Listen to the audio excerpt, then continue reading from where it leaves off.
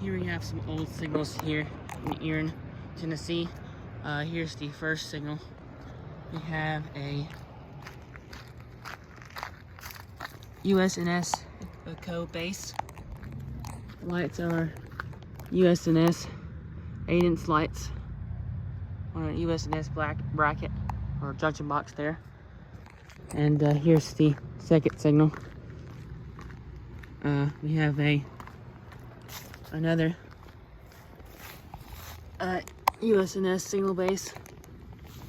USNS lights, 8-inch lights, and a WRS mechanical bell there. And here's they shut it down.